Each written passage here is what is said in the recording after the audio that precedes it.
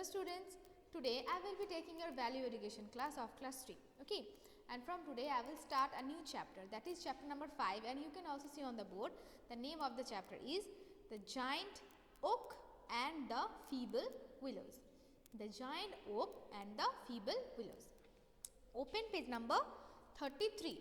Page number 33, and you can see the chapter over there.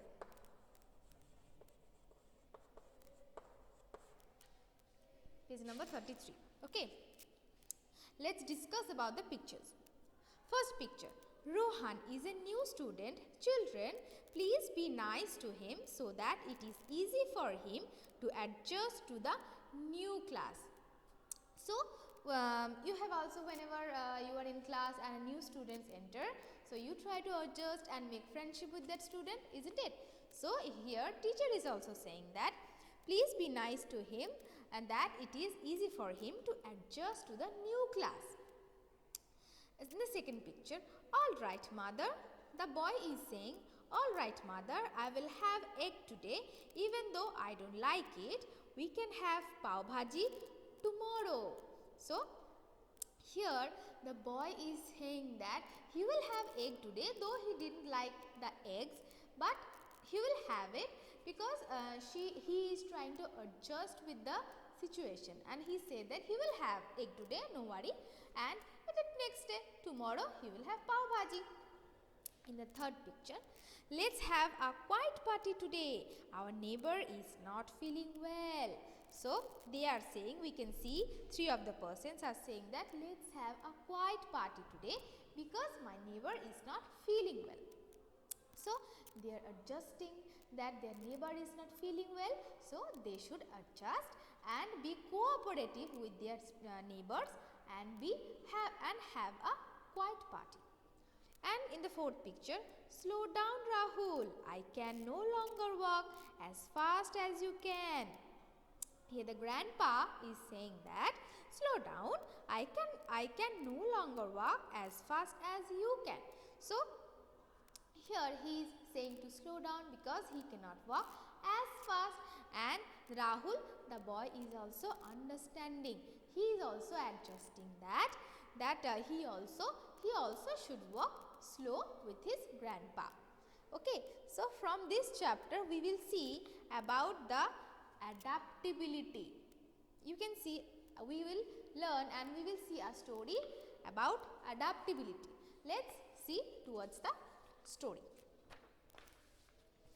Here, turn to page number 34 and you can see the story over there. Next to a beautiful stream in a field stood a giant oak tree, and beside it were some thin willow trees. We can also see in the picture that here it is a giant oak tree, and beside these the oak tree there are thin willow trees. When the wind blew, the great oak stood proudly upright with its branches lifted towards the sky. Because oak tree is very strong, he just stands upright with its branches lifted towards the sky. On the other hand, the willow bowed low in the wind and sang a happy song. And with a simple blow of wind, the willow trees just lay in the field and they sang a happy song. I pity you, said the oak. The slightest breeze that ruffles the surface of the water makes you bow your head.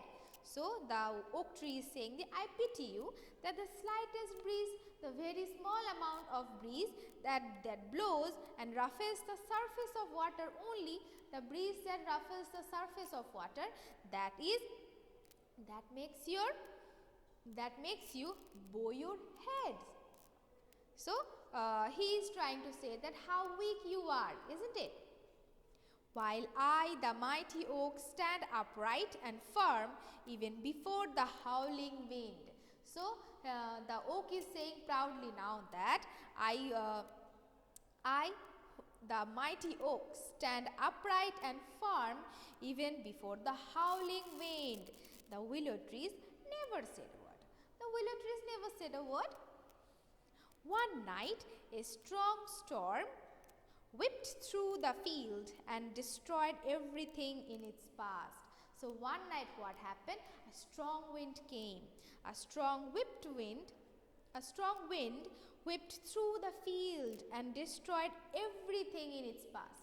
So a strong wind came and destroyed everything in its path. The oak tree forced itself to stand upright against the wind. Again, the oak tree is very proud of himself and he is just forced itself to stand upright against the wind.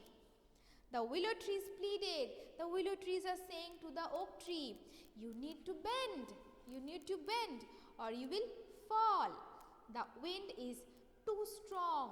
So the willow trees are saying to oak tree that you need to bend because the wind is too strong or you will fall. Learn to adapt to it, but the oak paid no attention. So the willow trees are saying they learn to adapt with the situation, but the oak tree paid no attention. When the storm passed, the willows looked across the field.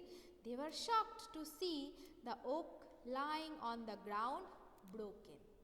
So finally, we can see that the willow trees are shocked to see the oak tree lying on the ground broken. A little boy ran out into the field to play and cried out in surprise.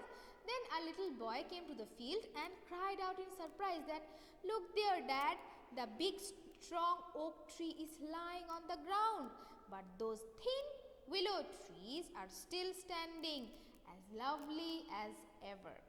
So, here the child is saying that the big oak tree is lying on the ground, that also broken, and the willow trees are standing as lovely as ever. My son, said the father. Now father is saying that the strong oak tree fell because it did not know how to adapt to the wind. Because we have also seen that the willow trees are saying to the oak tree, please adapt with the situation. Here the father is saying the same thing, that we need to adapt to the situation, and the big oak tree fall. Why? Because it did not know how to adapt to the wind. On the other hand, the thin willow trees adapted and bowed down in the face of the strong wind. That's why the storm could not harm them. So, and on the other hand, willow trees just bowed to the field and they adapted the situation, and also they bowed down in the face of the strong wind, and that's how they survived. And why they survived? Because the willow trees had adapted with the situation, has adapted with the how they know how to behave and how to adapt in front of a strong wind. Okay, so this is the chapter, and from this chapter we come to know that adaptation is very important, isn't it?